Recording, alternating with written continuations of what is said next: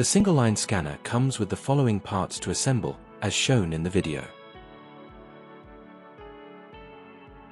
You will need a PH2 screwdriver to assemble the scanner.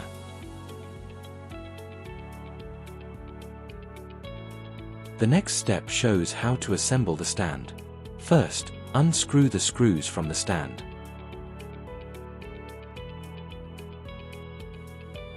Then, connect the parts together and tighten them as shown in the video.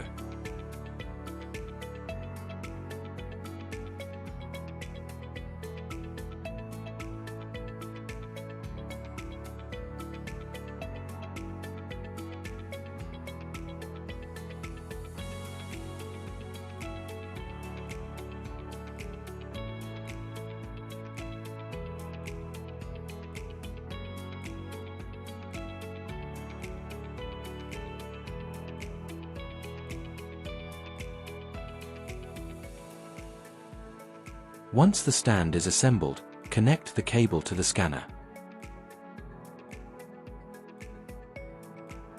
The cable will connect only one way. You will hear a click sound once it is securely connected.